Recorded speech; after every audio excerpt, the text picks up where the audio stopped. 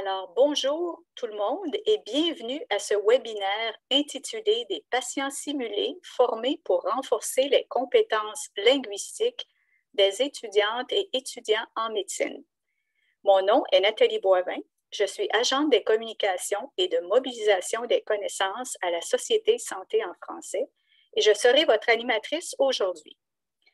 Avant d'aller plus loin, je tiens à reconnaître que je me situe sur le territoire non cédé des Micmacs et des Malécites. Ce territoire est visé par les traités de paix et d'amitié que les Malécites et les Micmacs ont d'abord conclus avec la couronne britannique en 1725. Les traités ne comportaient pas de clause relative à la cession des terres, mais reconnaissaient le titre de Micmac et Malécite et définissait les règles quant à ce que devaient être des relations durables entre les nations. Quelques mots sur la Société Santé en français. La Société Santé en français, c'est un mouvement national mobilisateur qui, par la force de 16 réseaux provinciaux, territoriaux et régionaux, a pour objectif de promouvoir le développement de la santé en français des communautés francophones et acadiennes vivant en situation de minorité linguistique au Canada. Les webinaires poursuivent 3 objectifs: offrir un meilleur accès aux nouvelles connaissances, faciliter la prise de décision éclairée par les données probantes et finalement, favoriser les interactions entre producteurs et utilisateurs de connaissances. Les webinaires sont offerts avec le financement de Santé Canada. Maintenant, quelques mots sur nos conférencières du jour. D'abord, Dr. Isabelle Brunier. Isabelle détient un doctorat en médecine de l'Université de Grenoble en France et une maîtrise en éducation avec spécialisation en enseignement aux professionnels de la santé de l'Université d'Ottawa. Dr. Brunier est professeure adjointe à l'Université d'Ottawa, directrice des compétences cliniques par la simulation avec les patients simulés et l'évaluation par les écosses. Ses cadres de recherche en éducation médicale sont l'implication de ces patients dans l'enseignement des professionnels de la santé et l'apprentissage par simulation avec des patients simulés. Elle a mené plusieurs projets de recherche sur les besoins de formation des patients simulés et des patients réels. Elle s'intéresse à la rédaction et au cloning de scénarios de simulation et à la formation des patients simulés. Notre deuxième conférencière est Frédéric Baudemont. Frédéric est à la direction du réseau francophone du réseau de santé en français de la Saskatchewan depuis septembre 2017. Le réseau santé en français de la Saskatchewan travaille avec l'ensemble des partenaires en santé en Saskatchewan pour améliorer l'accès aux services de santé en français dans cette province. Depuis plusieurs années, le réseau santé en français de la Saskatchewan collabore avec la faculté de médecine de l'Université de la Saskatchewan pour aider les étudiantes et étudiants à maintenir leur français et pouvoir ainsi offrir des services bilingues au cours de leur carrière. Finalement, notre troisième conférencière est Mme Anne-Lise. Anne-Lise, PhD, est orthophoniste, psychologue de la santé et épidémiologiste. Elle est professeure titulaire et directrice du département de santé communautaire et d'épidémiologie de la faculté de médecine à l'Université de la Saskatchewan à Saskatoon. Madame Anne-Lise a mené un certain nombre d'études et publié sur l'impact du cancer sur les personnes qui en sont atteintes et sur leurs familles, ainsi que sur les approches d'autogestion de la santé. Depuis les années 2000, Anne-Lise est impliquée dans des recherches pour améliorer l'accès aux services de santé en français en Saskatchewan et ailleurs au Canada. Ces travaux ont été financés par plusieurs organismes subventionnaires, tant provinciaux que nationaux, dont les IRSC. Depuis 15 ans, elle s'implique au sein de la faculté pour l'organisation d'événements visant à promouvoir la terminologie médicale auprès des étudiantes et étudiants en médecine et des professionnels de la santé. Finalement, Dr. Lise est très impliquée dans les communautés francophones, tant locales que nationales, et est depuis 2 ans et demi, la présidente de la Société Santé en français. Alors, nous sommes choyés de compter 3 conférencières de qualité aujourd'hui. Avant de céder la parole à nos conférencières, laissez-moi vous rappeler à tous que vous êtes présentement en mode sourdine, mais que vous pouvez interagir avec nous en utilisant la boîte de conversation au bas de votre écran.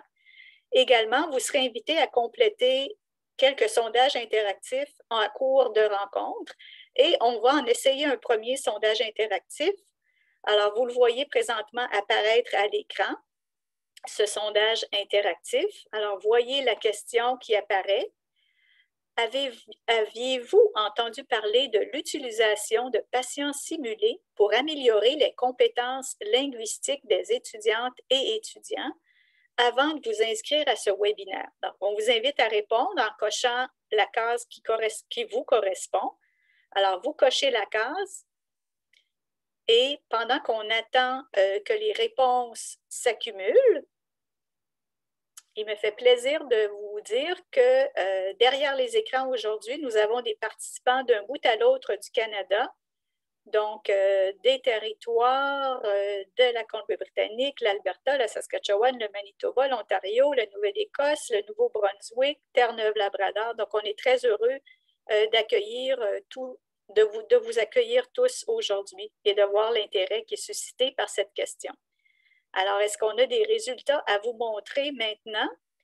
Alors, 69% d'entre vous aviez vaguement entendu parler de l'utilisation des patients simulés pour améliorer les compétences linguistiques.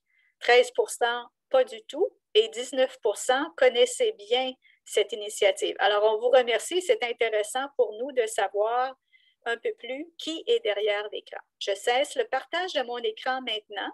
Et j'inviterai Dr. Isabelle Brunier à partager son écran et à commencer la présentation. Mesdames. Oui, bonjour à tous. Alors, c'est moi qui vais commencer. Merci Isabelle de partager l'écran. Donc vraiment, ça me fait très plaisir qu'on ait l'occasion de partager cette expérience qu'on a eue en Saskatchewan par rapport à la formation de patients simulés. Si tu veux passer la deuxième diapositive, merci. Donc vraiment, c'est un partenariat qui s'est développé d'abord avec le département de santé communautaire et d'épidémiologie du Collège de médecine ici à Saskatoon, grâce au docteur Anne List, et aussi avec la faculté de médecine de l'Université d'Ottawa et le docteur Burnier qui s'occupe, comme on le mentionnait plus tôt, de la formation des patients simulés. Et le réseau de santé en français aussi, puisque pour nous, travailler avec nos partenaires en santé et les instituts de formation, c'est essentiel pour que les étudiants, les futurs professionnels soient formés pour faire de l'offre active dans leur carrière. Si tu veux passer la suivante. Alors, ce dont on va vous parler aujourd'hui, c'est d'abord faire un contexte par rapport à la façon dont ce projet a été développé en Saskatchewan. Vous parler du projet pilote des cliniques simulées. Partager avec vous les succès qu'on a pu identifier. Et ensuite, parler des nouvelles avenues, des prochaines options de développement de la formation des patients simulés à travers le pays. Alors voilà, merci. Maintenant, je vais laisser la parole au docteur Anne-Lise pour nous parler un peu des origines de ce projet-là et faire un peu un retour en arrière et qui nous a amené au projet dont on va vous parler aujourd'hui.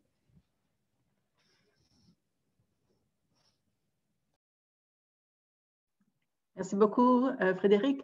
Donc, effectivement, un petit peu d'histoire parce que c'est toujours bien de se souvenir d'où on vient. Alors, nous sommes en 2004 et ici, vous vous trouvez avec la photo au club de l'université, au club de l'université de Saskatchewan, où vous avez le docteur Grandmaison à gauche de votre écran qui parle aux doyens de l'époque, doyens de la faculté de médecine. Et vous avez aussi la vice-doyenne aux études sous-graduées donc, de la faculté de médecine. Et de quoi nous parlons? Nous parlons de développer un projet à l'Université de Saskatchewan pour améliorer, pour apporter donc, la terminologie médicale en français à des étudiants en médecine.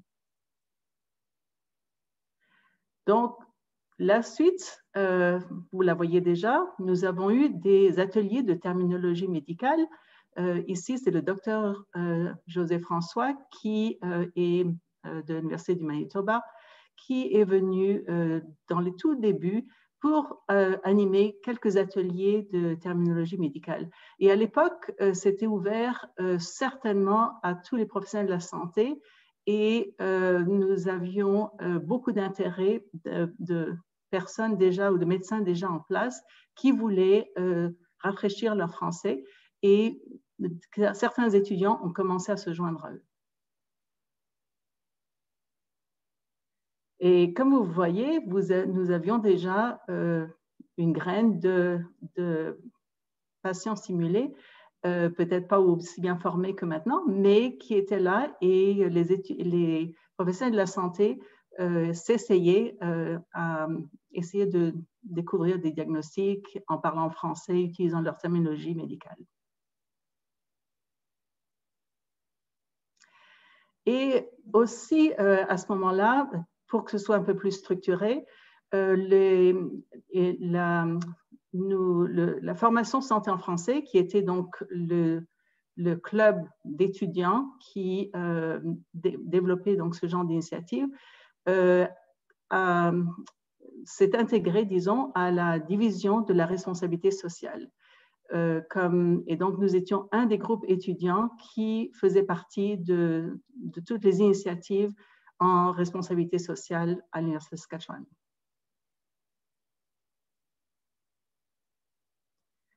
Nous avons donc organisé des ateliers de terminologie médicale de 2006 à 2019, comme vous voyez, donc un certain nombre d'années. Vous avez juste quelques échantillons sur cette diapositive. Mais j'attire votre attention sur, à la droite de votre écran, c'était en 2013, vous voyez déjà le docteur Burnier, qui était une animatrice, qui était la personne invitée pour animer ces ateliers de terminologie médicale. Donc, vous voyez que Dr Burnier a été impliqué avec nous depuis 2013 jusqu'à aujourd'hui.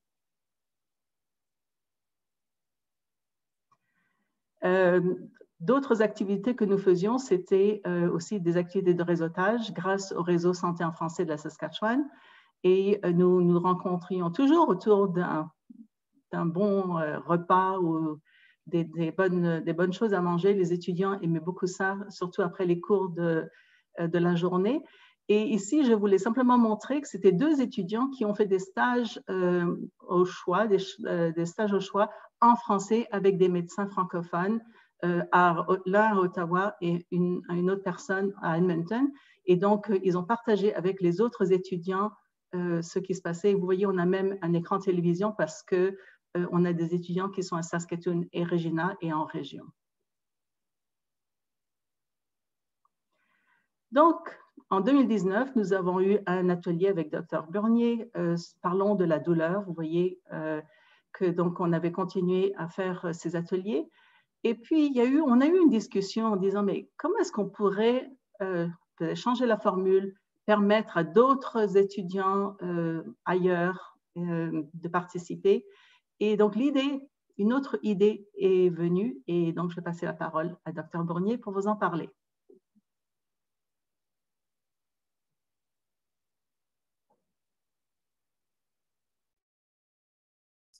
Oui, merci Anne-Lise. Alors effectivement, après être allée pendant 6 années à Saskatoon régulièrement, et on sait les problématiques de réunir des gens à une date précise, alors qu'ils viennent de loin, et de faire participer les gens qui étaient à Regina et Saskatoon. On a décidé en 2019 et 2020 donc de commencer à créer des cliniques simulées que je pourrais animer à distance, alors que les étudiants et les patients simulés seraient à Saskatoon, mais moi-même, je serais à distance. Donc, on a mis en place ce projet de formation de patients simulés avec 2 sessions de formation qui ont été données à l'automne 2019. On avait 6 patients simulés qui ont été formés. Pour que les cliniques simulées marchent, il fallait une banque de scénarios que j'ai développée. Et on a donné 4 sessions dans l'année 2019-2020. Ces sessions étaient en personne, elles concernaient essentiellement des étudiants de première et deuxième année, ce qui changeait un peu des formats d'ateliers de terminologie médicale où on avait dans le passé parfois, comme Anne-Lise l'a dit, d'autres professionnels de santé ou d'autres médecins en pratique qui venaient. Et bien sûr, en 2020-2021, pour des raisons qu'on connaît tous, eh bien, tout le monde est passé en virtuel. Il n'y avait pas juste moi qui étais sur Zoom, mais toutes les cliniques simulées linguistiques ont eu lieu sur Zoom. On a fait 4 sessions par année et étonnamment, ça a fonctionné aussi bien qu'en présence. Alors, qu'est-ce que c'est que la simulation avec patients simulés? C'est une méthode pédagogique dans laquelle je dirais que le patient simulé est un outil d'apprentissage, entre guillemets, mais c'est une personne qui va être là pour faciliter l'apprentissage et donc permettre aux futurs professionnels de santé de développer leurs compétences en se centrant sur des situations problèmes, donc des diagnostics à faire, mais aussi de développer des compétences relationnelles et aussi d'aborder, je dirais, la dimension émotionnelle qu'il peut y avoir dans une relation avec un patient. Et dans le cadre des cliniques simulées linguistiques, on développe aussi la compétence de parler en français qui est nécessaire. Alors, un patient simulé, comme son mot le dit, c'est pas un vrai patient, donc c'est une personne en santé qui interprète le rôle d'une personne malade avec un scénario clinique qui est très précis. Alors pour cela, pour créer une clinique simulée, on a besoin de plusieurs composantes. Comme je viens de le dire, le scénario clinique qui doit être réaliste, qui va parler d'une problématique médicale et psychosociale aussi. On va avoir besoin d'un patient simulé qui interprète le cas avec le plus d'authenticité possible. Il faut que le patient simulé ait l'air d'un vrai patient. On a besoin de connaissances académiques. Bien sûr, la simulation est une méthode d'apprentissage qui nécessite des bases, des connaissances procédurales. Donc, les étudiants doivent connaître des concepts du cas clinique. Et l'élément essentiel, c'est le temps de réflexivité sur l'expérience vécue, car en simulation, il n'y a pas d'apprentissage sans réflexivité. Donc, dans notre cas, en général, dans les cliniques simulées que je fais à Ottawa, on a de la rétroaction de la part du patient simulé, mais aussi de la rétroaction de la part d'un tuteur qui observe. La spécificité des cliniques simulées linguistiques versus les cliniques simulées que l'on peut trouver dans les domaines d'enseignement ou d'apprentissage, dans les sciences infirmières, en médecine ou dans beaucoup de professions de santé, ce sont bien sûr les objectifs d'apprentissage et la rétroaction. Donc, vous voyez que dans les cliniques simulées linguistiques, l'objectif d'apprentissage, c'est le français médical ou le français dans un contexte de soins. Et dans la rétroaction, on a uniquement une rétroaction du patient simulé qui va donner une rétroaction sur son ressenti, comment il s'est senti dans cette intervention, est-ce que l'étudiant, est-ce qu'il a compris les questions posées par l'étudiant, est-ce qu'il a trouvé qu'il y avait une bonne empathie, est-ce qu'il a vu qu'il y avait trop de jargon médical ou est-ce qu'il y avait trop d'anglicisme, etc. Et il n'y a pas du tout de rétroaction de la part d'un observateur, j'allais dire professionnel, en tout cas durant la partie de simulation pure. Alors, les conditions de succès d'une clinique simulée, c'est d'avoir un scénario adapté au niveau des étudiants. Comme je vous l'ai dit, il faut qu'il y ait un lien entre les connaissances scientifiques ou professionnelles de l'étudiant, sinon c'est un peu difficile pour un étudiant. Il faut un patient simulé performant et un temps de réflexivité. Donc, pour cela, il faut développer une banque de scénarios. Il faut former les patients simulés à l'interprétation d'un rôle. Et aussi, il faut les former à la rétroaction. Donc, ce sont vraiment les trois clés du succès de la clinique simulée. Et c'est pour ça qu'on a donné à Saskatoon 2 types de formations. Une formation sur l'interprétation du rôle d'un personnage malade. Et cette formation décrivait un petit peu des outils de comment favoriser la mémorisation d'un scénario, car si les patients simulés ne sont pas toujours des acteurs, des fois ça peut être des acteurs, pas professionnels, mais pas professionnel, le mot me manque. Donc, il faut les aider à mémoriser le scénario et puis comment interpréter un personnage dans un contexte de simulation. On fait des différences entre qu'est-ce que c'est que l'improvisation et la simulation, parce que dans la simulation, il n'y a que le patient qui est simulé. L'étudiant ne joue pas un rôle, il ne simule pas un rôle, il est lui-même un étudiant en train d'apprendre. Et ça, c'est très important à différencier des jeux de rôle ou des contextes d'improvisation. Et puis, la deuxième partie de la formation concernait comment donner de la rétroaction à l'étudiant, c'est-à-dire qu'est-ce que c'est que la rétroaction sur le ressenti, comme j'ai dit, comment je me suis sentie dans cette entrevue, est-ce que je me sentais écoutée, est-ce que je me sentais compris, est-ce qu'il n'y avait pas de problème de compréhension linguistique, on va dire, et puis aussi comment donner de la rétroaction, c'est-à-dire donner de la rétroaction, ce qu'on appelle de manière descriptive et constructive, en partant de faits précis et toujours en ayant à l'idée que la rétroaction que je donne, elle va servir à l'étudiant à s'améliorer et qu'en aucun cas c'est un jugement sur l'étudiant ou sur lui-même, sa personne, mais surtout sur un comportement ou sur un savoir-faire. Alors, comment se passent nos séances de clinique simulée?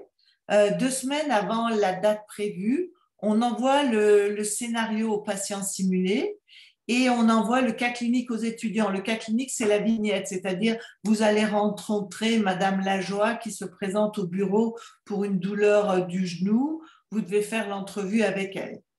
Donc, les étudiants ont une idée du sujet de la séance, donc d'un problème de genou. Et à J0, on va faire 30 minutes de briefing, d'une part avec les patients simulés, avec qui on va répéter le scénario et ça va permettre de clarifier les points qui sont un peu litigieux. Excusez-moi. Les points qui sont un petit peu difficiles, on va faire une répétition en grand groupe. Et pendant ce temps, en parallèle, il y a un travail de terminologie qui est fait avec les étudiants sur le sujet clinique du scénario, comme discuter de la terminologie qu'on doit utiliser en médecine pour parler d'une douleur du genou, d'un problème de genou, dans mon cas, dans l'exemple que j'ai cité. Ensuite, on a une pratique simulée qui est l'entrevue simulée elle-même, qui peut durer 10 à 15 minutes. Selon le nombre d'étudiants et de patients simulés, on pouvait faire 2 pratiques, ce qui permettait aux étudiants de pratiquer une deuxième fois avec un autre patient simulé. Et des fois, ça peut être un patient simulé qui n'est pas du même genre, donc une femme versus un homme, ou pas du même âge. Et ça, c'était très apprécié par les étudiants. Et ensuite, il y a une rétroaction du patient simulé, comme on l'a dit, qui peut durer 2-3 minutes. Ensuite, on se retrouve en grand groupe pour faire un débriefing de 30 minutes où on va pouvoir partager l'expérience. Il faut savoir que la simulation, c'est une mise en situation, donc c'est une expérience vivante et qui peut générer du stress, des émotions. Et c'est un principe de base d'avoir toujours un debriefing dans une simulation pour au moins pouvoir ventiler les expériences qui ont été vécues et les émotions. Donc, que ça soit de la part des patients simulés ou aussi bien de la part des étudiants. Et puis, il y avait un deuxième temps qui permettait de faire une présentation du cas par les étudiants, comme ils le feraient dans un contexte clinique avec un patron ou un chef de clinique. Et ça permettait de voir quelle était la difficulté et ça permettait de voir aussi le niveau de compréhension qu'ils avaient eu de l'expérience clinique. Donc, ça permettait pour moi qui étais à distance de leur donner un petit peu de feedback, de rétroaction sur la terminologie, etc. Donc, c'est une expérience qui est quand même assez intense dans le sens où il y a de la préparation, il y a de la formation, il y a le jour zéro et le débriefing, mais c'est quelque chose qui, dans l'ensemble, a été très bien accepté. Et je vais laisser la parole à nouveau à Anne-Lise pour qu'elle vous parle de la perception des étudiants par rapport à cette expérience. Oui, merci. Donc, c'est vraiment, ici, je vous présente simplement quelques réactions un peu à vif. Nous allons bien sûr faire une évaluation un peu plus systématique et un peu plus, avec un peu plus de recul et des questionnaires. Donc, c'est un peu dans cette démarche qu'on est inscrit en ce moment. Mais comme vous pouvez le voir, les étudiants sont assez enthousiastes, étant étudiantes en médecine dans une province plutôt anglophone. Et à une école anglophone, bien sûr, à la faculté de médecine, les cliniques simulées me donnent un environnement pour développer des compétences linguistiques en français. Je suis très reconnaissante de ces séances car elles me donnent un lieu pour aller une fois par mois utiliser ma langue française, l'améliorer, surtout dans le domaine de la terminologie médicale. Un autre étudiant dit « Les cliniques simulées en français présentent un défi d'une difficulté surprenante où il faut intégrer l'information des cours qui sont donnés en anglais, évidemment, exercer nos compétences sociales, exercer notre français et développer notre vocabulaire médical français, tout en même temps. Et ça, c'est un étudiant qui est francophone d'origine, mais qui a étudié en anglais et qui se rend compte que même en connaissant le français, la barrière donc de la terminologie médicale qui est spécialisée demande une adaptation supplémentaire. Mais il conclut en disant « c'est très amusant et on se sent s'améliorer rapidement ». Donc, il y a cet aspect d'apprentissage, mais un apprentissage qui apporte quand même du plaisir, qui aide à s'améliorer, qui renforce les capacités, le fait qu'on se sent compétent assez rapidement. Cela nous donne la chance de pratiquer nos entrevues avec des patients simulés, nous donne plus d'expérience pour nous aider à devenir de meilleurs médecins. Et je pense que ça, c'est aussi une motivation des étudiants en médecine quand ils participent à ces ateliers de terminologie médicale. Et donc, avec les patients simulés, ça leur donne, leur but vraiment, c'est d'être de meilleurs médecins, c'est de pouvoir desservir la population francophone aussi bien que la population anglophone. Et je pense qu'ils sont vraiment, ça fait tellement plaisir de voir des jeunes qui sont convaincus qu'ils vont pouvoir faire une différence.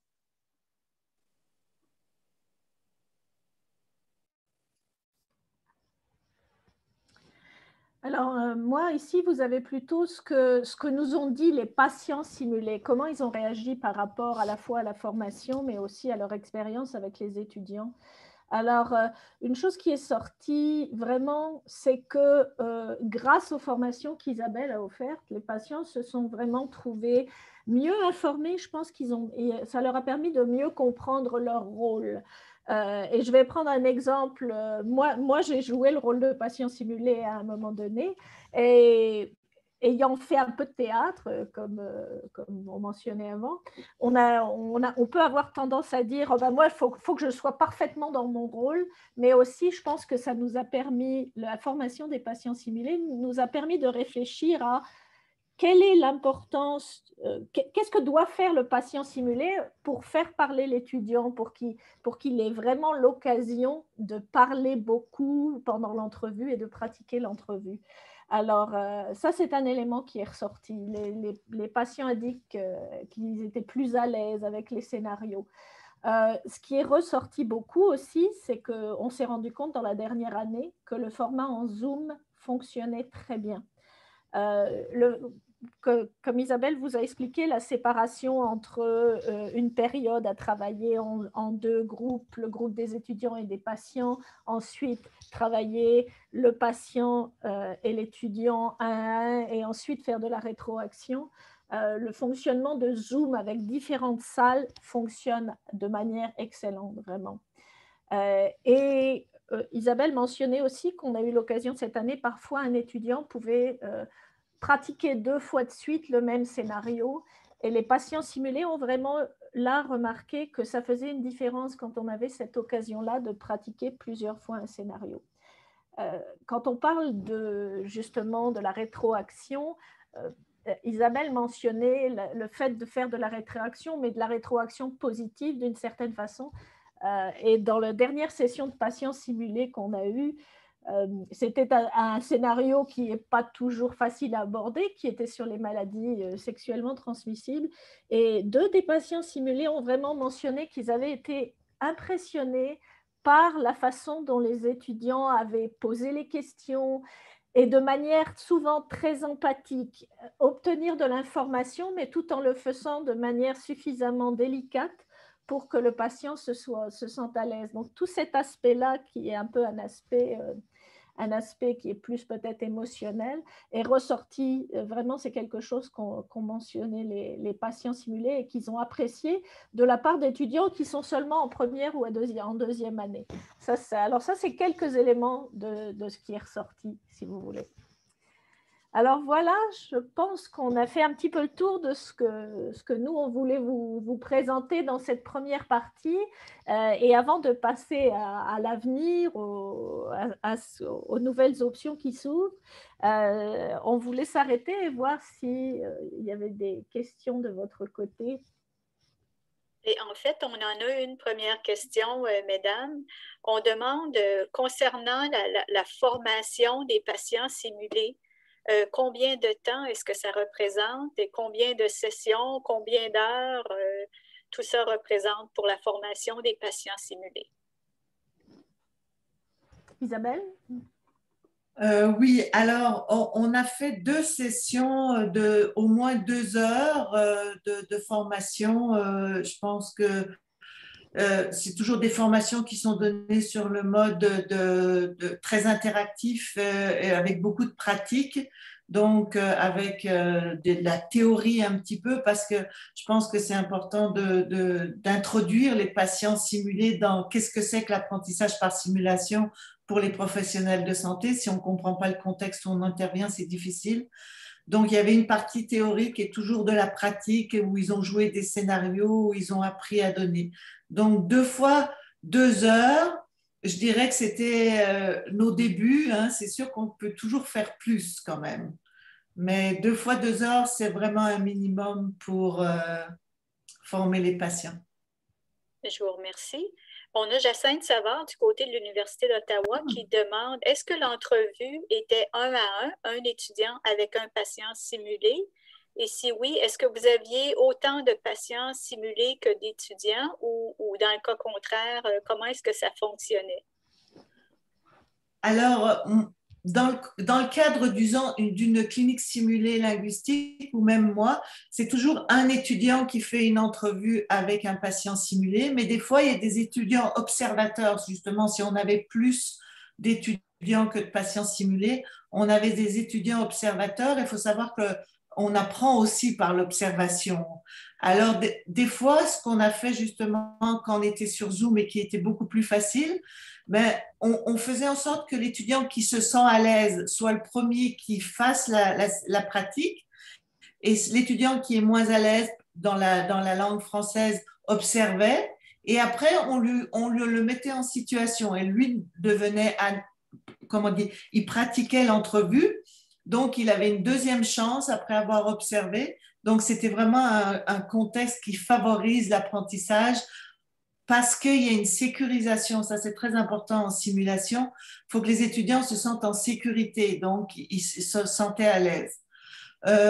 Généralement, on n'avait pas beaucoup, il faut être honnête, on n'avait pas beaucoup d'étudiants ou de patients simulés à chaque fois, donc c'était beaucoup plus facile. Mais cette histoire de rotation est quelque chose de très facile à mettre en place. Je vous remercie, Isabelle. On a une autre question de la part de Geneviève Laferrière du côté de l'Ontario.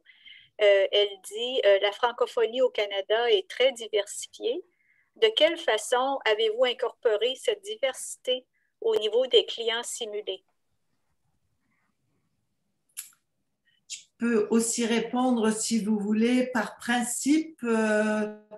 Alors, moi, quand j'écris les scénarios, je dis que je l'écris dans le français de Radio-Canada. et c'est aux patients simulés qui sont à Saskatoon, qui vont être à Moncton, qui vont être à Vancouver, de s'approprier le scénario dans le langage de leur province.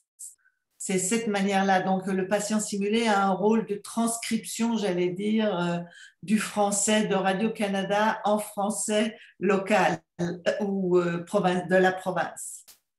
Je vous remercie pour la réponse. On a Céline Bossé du côté de l'Alberta qui demande « Est-ce que vous considérez l'adaptation des soins culturellement adaptés aux immigrants dans le cadre de vos simulations? »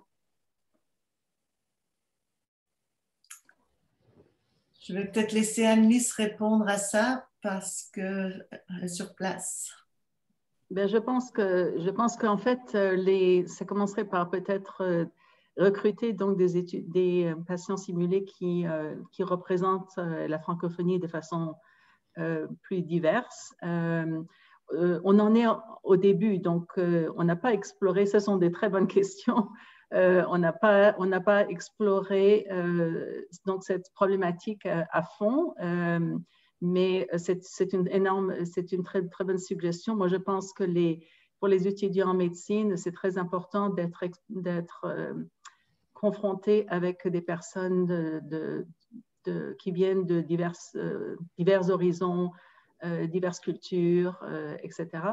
Mais disons, le but final, quand même, c'est de pratiquer la terminologie médicale. Donc, il faut que ce soit, et donc ça se fait, comme l'a dit Dr. Bernier, à partir de scénarios et d'essayer d'adapter donc le scénario au niveau local. Donc, ce qu'il faudrait, c'est avoir peut-être des scénarios justement où il y a besoin d'interprétation ou de choses comme ça, ou d'autres particularités. Mais c'est en cours, c'est de bonnes suggestions.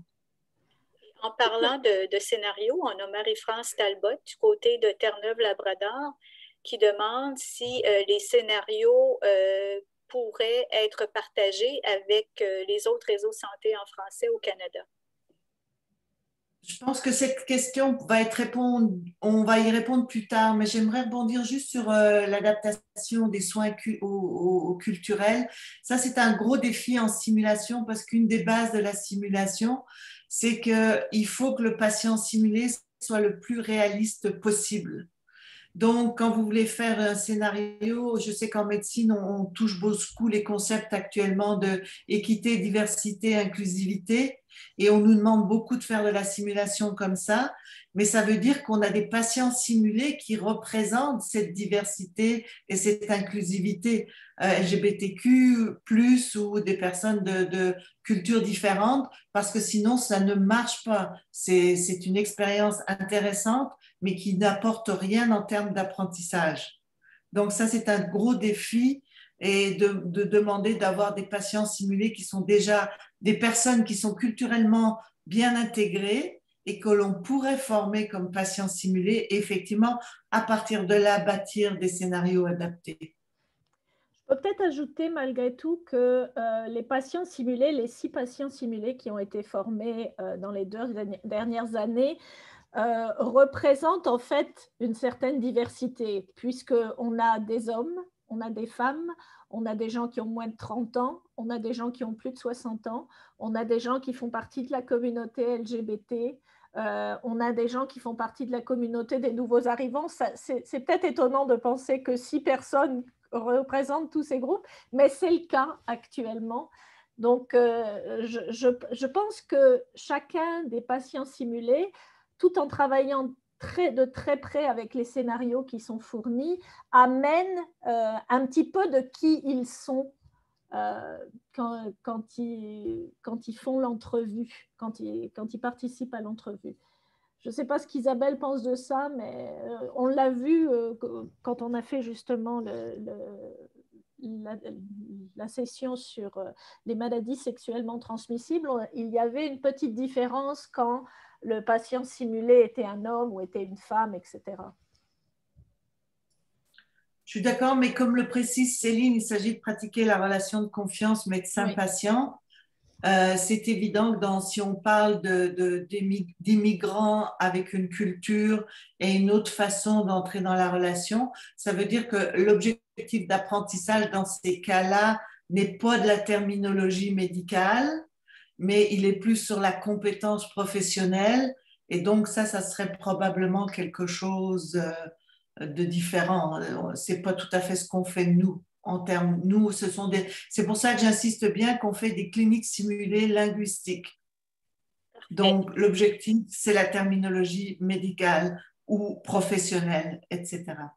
Parfait. Et écoutez, mesdames, il y a une autre question de la part de Paul Denis du côté de l'Alberta qui demande si vous avez des statistiques sur le nombre d'étudiants et sur le nombre de sessions offertes durant l'année.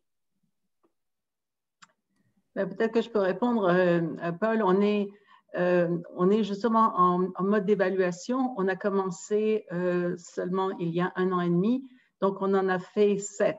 On a fait 7 sessions de simulation, 2 en personne ou 3 en personne et 4 en virtuel. Et ça représente à peu près une dizaine d'étudiants. On est à l'Université de Saskatchewan, on n'a pas des tonnes d'étudiants. Et même s'ils sont intéressés, il y en a qui sont un petit peu gênés. Et alors, par exemple, il y a une étudiante qui nous a rejoint à la dernière session d'atelier simulé avec patients simulés au mois de mars. Et puis, j'avais été en contact avec elle depuis le début de l'année, puis elle n'osait pas. Et puis, j'ai dû lui dire, mais ce n'est pas grave si ton niveau de français n'est pas si bon que ça, tu pourras observer, on ne va pas te demander. Et elle est venue, et puis effectivement, c'est une de ces étudiantes qui a dû d'abord se mettre avec quelqu'un d'autre pour se sentir plus en confiance. Et après, elle l'a fait elle-même, et puis elle était vraiment surprise de voir que ce n'était pas si difficile que ça, qu'il n'y avait pas de jugement, que vraiment l'environnement était sécuritaire, qu'on était tous en train de s'émerveiller des progrès, etc. Donc, je pense que c'est vraiment quelque chose qui prend du temps, mais à la longue, on bâtit une relation de confiance et on bâtit aussi une capacité, donc une confiance en soi pour les étudiants. Oui, puis ce que vous dites, Dr. Lee, ça rejoint tout le concept d'insécurité linguistique dont on entend parler de plus en plus. Merci beaucoup. On a un commentaire de Jacinthe Savard qui indique que du côté d'Ottawa, avec l'école de réadaptation, elle a essayé d'avoir des patients simulés qui ne parlaient pas un français standard dans une simulation sur l'offre active pour offrir un défi supplémentaire aux étudiants. Et elle indique qu'effectivement, c'était difficile dans le temps qu'elle avait cherché pour des patients simulés et elle n'avait pas réussi à trouver. Merci, Jacinthe, de cette contribution. Et merci, madame, pour vos... je suis en train de lire les questions que vous déposez dans la boîte de clavardage et dans la boîte de questions et réponses, mais si vous avez le goût de poser vous-même votre question de façon verbale, n'hésitez pas à lever la main en utilisant la petite main qui est au bas de votre écran. Et on se fera un plaisir d'ouvrir votre micro pour que vous puissiez poser vous-même votre question. Mais vos questions sont très appréciées. Mesdames Lise, Baudemont et Brunier, quelle est votre plus grande fierté face à ce projet de patients simulés pour l'amélioration des compétences linguistiques?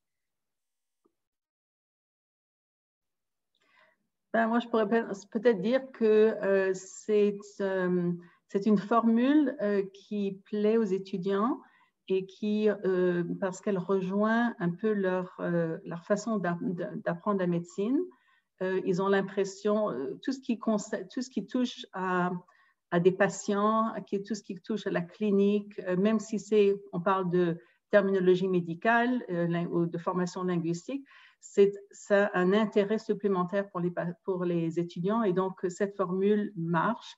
Une étudiante m'a dit « j'ai hâte au mois de septembre pour qu'on recommence les cliniques simulées ». Donc, c'est vraiment, il y a un intérêt et donc je pense que je suis bien fière de ça. Je suis aussi très fière que Dr. Burnier soit toujours d'accord de travailler avec nous.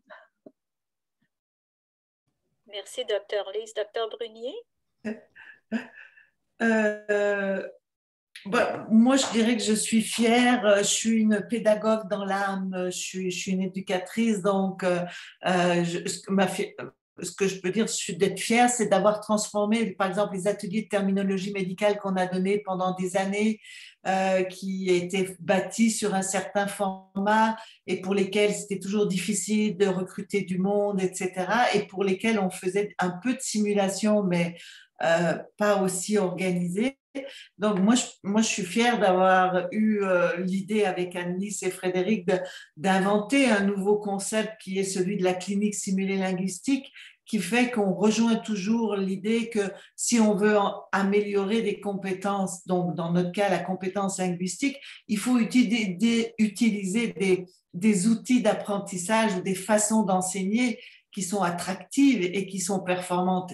Et la simulation, vous pouvez peut-être sentir mon énergie, mais sitôt que je parle de simulation, moi, je m'enthousiasme parce que je pense qu'en termes de compétences, de relations, de pratique, c'est un outil merveilleux et qui, hélas, a été beaucoup développé au début des années 2000 avec des grosses simulations de laboratoire pour éviter faire de la gestion de crise et de la gestion de gros événements, et qu'on est en train d'arriver de plus en plus vers la participation des patients simulés dans l'apprentissage des professionnels de santé, parce qu'on se rend compte que c'est la relation humaine et c'est justement la compétence relationnelle, communicationnelle qui est au cœur des pratiques professionnelles. Et que oui, c'est exigeant, comme l'a dit Jacinthe Savard, il faut trouver des patients simulés, il faut les payer, c'est pas un mannequin très cher qu'on achète une fois pour toutes et qu'on programme, mais en même temps, il y a vraiment une possibilité d'ouvrir ce moyen d'apprentissage à plusieurs domaines, justement, au-delà de sortir des facultés de médecine et aller plus loin. Merci, Dr. Brunier. Frédéric, de votre côté? Ben moi, ce que je pourrais ajouter, c'est que par rapport aux patients simulés, parce que c'est nous qui avons recruté ces patients simulés, c'est surtout à travers le réseau, je pense que ça a permis de finalement créer, de professionnaliser, entre guillemets, un petit peu le rôle des patients simulés, de les former, mais aussi de les accompagner tout au long du processus. Et je pense que je vois ça comme très stimulant pour eux. C'est ce suivi, cet accompagnement, et qui les a beaucoup valorisés. Je suis toujours impressionnée quand on a les sessions de rétroaction de voir à quel point on sent que ces patients simulés, qui comprennent mieux qu'avant pourquoi ils sont là, sont investis et il y a une fierté qui sort absolument. Alors, je pense qu'on rejoint les besoins du patient simulé et les besoins de l'étudiant. Et c'est ça qui fait que cette approche-là, elle est belle et elle est relativement simple, même si elle demande une structure, mais elle fonctionne très bien. On sent définitivement votre enthousiasme à tous les trois, Frédéric, Dr. Lise, Dr. Burnier. Merci beaucoup de votre contribution.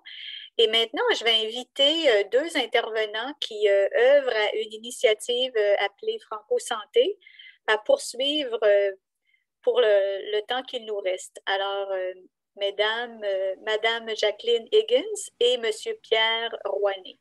C'est à votre tour. Bonjour tout le monde, je suis Pierre, j'ai la chance de co-coordonner le projet national Franco Santé. Alors pour ceux qui ne connaissent pas Franco Santé, c'est un projet qui a été développé par la Société Santé en français, qui a vraiment pour objectif donc à la fois d'identifier les étudiants francophones dans les programmes postsecondaires en santé, mais aussi d'outiller ces étudiants francophones. Et puis on parle là de programmes comme physiothérapie, travail social, psychologie, sciences infirmières, pharmacie, enfin tous les programmes de santé.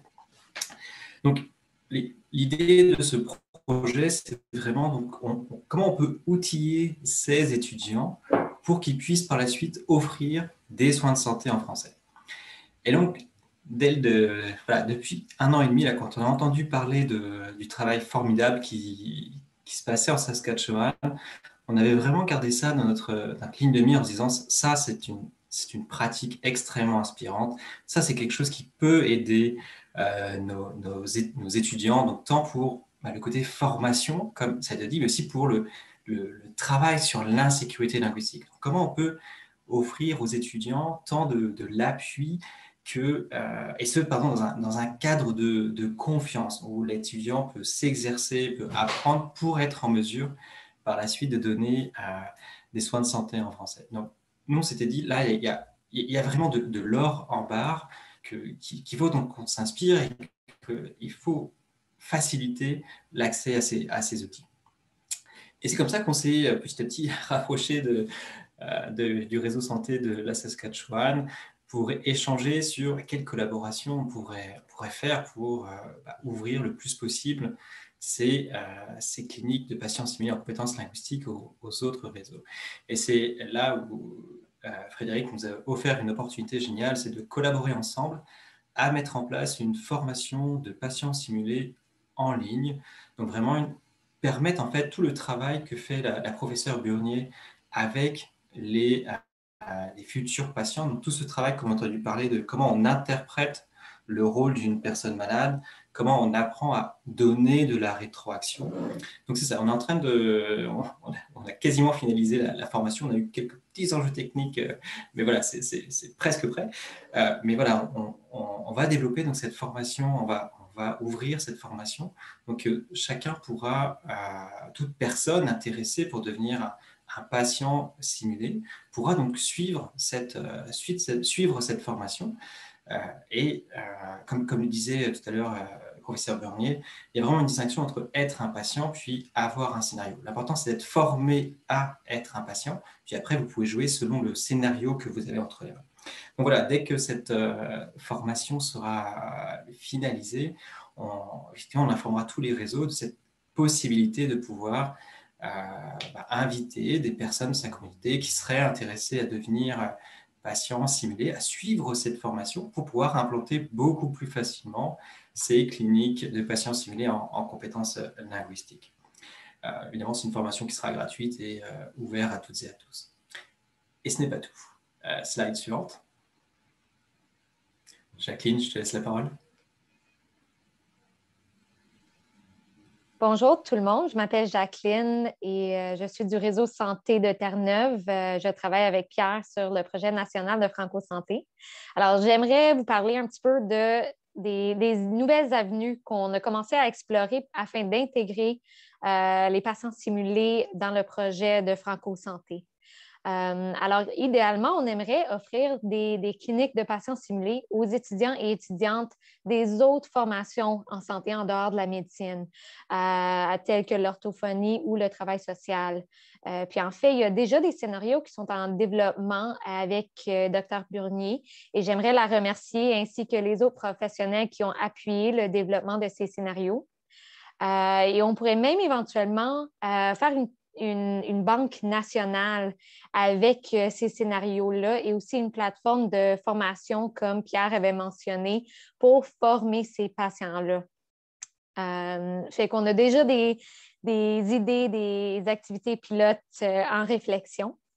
Et finalement, vu qu'on avait vu un gros succès au niveau des activités en ligne sur Zoom pour ces patients simulés-là, ça pourrait mener à de très belles activités pan-canadiennes aussi, vu que ça n'a pas nécessairement besoin d'être en personne. Alors, c'est juste des idées qu'on explore actuellement.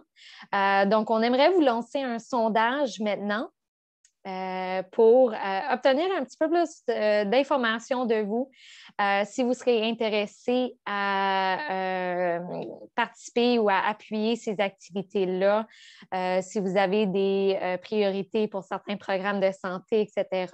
Alors, on va vous laisser quelques minutes à remplir ce petit sondage. Et les questions, vous les voyez à l'écran présentement. Vous remarquez que dans la boîte de sondage, il y a une barre gris foncé. Donc, en faisant glisser la barre gris foncé vers le bas, vous pouvez défiler les questions. Alors, il y a au total 3 questions auxquelles vous êtes invités à répondre. Et ces questions de sondage, je crois que les réponses, est-ce qu'elles sont anonymes ou est-ce que les gens on peut les identifier? Effectivement, merci beaucoup Nathalie de pointer ça. Le sondage n'est pas anonyme, tout simplement pour nous permettre de faciliter le suivi avec les personnes qui seraient intéressées. Donc sentez-vous libre de compléter ou non, mais pour vous éviter de devoir remplir votre adresse courriel et autres, le sondage n'est pas anonyme. Comme ça, on fera les suivis directement avec vous autres si vous avez un intérêt pour ce genre d'exercice. Merci beaucoup Nathalie pour me l'avoir rappelé. Alors, merci. Ça promet pour la suite des choses. On peut s'attendre à ce que d'un bout à l'autre du Canada, que les différentes communautés francophones et acadiennes en situation minoritaire puissent de plus en plus être servies dans la langue de leur choix, le français, lorsqu'ils entrent en interaction avec un professionnel de la santé. Médecin, bien entendu, dans le cas du projet pilote de Dr Burnier avec Frédéric Baudemont et Dr Lys, mais aussi dans la continuité de Franco-Santé pour d'autres professions. Jacinthe Savard indique qu'il manquait des disciplines à votre sondage. Est-ce que vous pouvez expliquer pourquoi, dans votre question, il n'y avait que ces disciplines d'indiquer?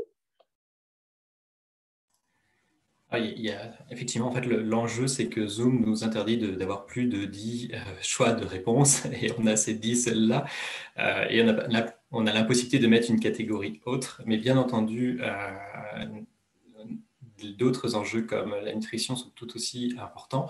Actuellement, les formations que vous avez pu voir sur votre écran sont celles pour lesquelles on a déjà des scénarios. C'était des formations qui avaient été définies comme prioritaires par le mouvement de la santé en français, mais on aimerait évidemment poursuivre la création de ces scénarios-là. Merci beaucoup. Alors, vous voyez à l'écran les réponses qui s'affichent maintenant par rapport à l'intérêt pour proposer de telles activités à des étudiants francophones, francophiles, des programmes aux facultés de santé qui fréquentent des établissements anglophones. Donc, 64%, vous avez répondu oui, absolument. 36% oui, peut-être. Concernant la deuxième question, qui était quels seraient les programmes de santé prioritaires auxquels vous voudriez proposer ces activités? Alors, pour les programmes de santé dentaire, 36%, ergothérapie, 36%, médecine, 79%, orthophonie, 50%, pharmacie, 50%, 57%, excusez-moi, psychologie, 64%, physiothérapie, 43%, sciences infirmières, est toujours au chevet, 86%, sciences infirmières auxiliaires, 50%, travail social, 57%. Donc, définitivement, on voit un lien entre cette offre de services en français et différentes professions. Et concernant la dernière question qui était l'intérêt, appuyer des activités virtuelles entre plusieurs provinces et ou territoires pour permettre à vos étudiantes et étudiants de participer à ces activités. On voit là aussi un engouement, oui, absolument, pour 64% d'entre vous. Oui, peut-être pour 36%. Alors, merci beaucoup, mesdames, et les participantes et participants pour ces réponses. Merci pour la deuxième partie du webinaire aussi qui nous donne la suite des choses. Et maintenant, on arrive, il nous reste que quelques minutes à ce webinaire.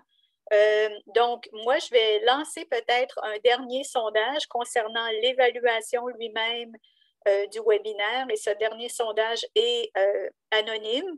Donc, ça nous donne une chance de donner une rétroaction quant au webinaire d'aujourd'hui. Merci, mesdames et Pierre, bien entendu. Je m'excuse, j'ai parlé au féminin, la majorité l'emportant, mais définitivement un grand merci à vous, mesdames, toutes, et bien entendu à Pierre également. Alors, je crois que nous n'avons plus de questions dans notre boîte de clavardage. Nous sommes à quelques minutes de la fin. Alors, moi, je vais en profiter pour vous remercier chaudement pour l'offre de ce webinaire. Ça a été très intéressant de voir tout le développement qui a été de toutes ces activités. On a quelqu'un, je crois, qui voulait prendre la parole. Est-ce que c'est possible d'ouvrir le micro? Je crois que c'est Mohamed Amin qui voulait poser une question. Est-ce que vous êtes là? Oui, allez-y, monsieur.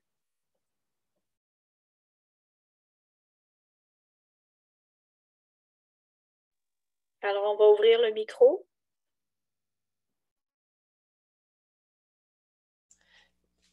Nathalie, c'est un étudiant qui voulait savoir comment participer à nos activités. En fait, c'est un étudiant à Corner Brook à Terre-Neuve. Alors, je lui ai dit que je vais lui contacter pour plus d'informations. Ben, c'est génial. Vous venez de recruter une participation. Ben, c'est complètement génial. Merci beaucoup. Et puis, bon, ben, puisque nous en sommes à la toute fin, encore une fois, un grand merci, Dr. Burnier, Dr. Lys, Frédéric Baudemont, pour avoir été les pionnières dans le domaine. Et puis, Jacqueline Higgins, Pierre Rouanet, du côté de l'Est du Canada pour poursuivre le travail et l'étendre à différentes professions de la santé parce qu'effectivement, la composante linguistique, elle est très importante et l'intersectorialité l'est tout autant lorsqu'on parle de santé. Alors, merci beaucoup et bonne continuité à ce merveilleux projet. Au revoir. Merci beaucoup.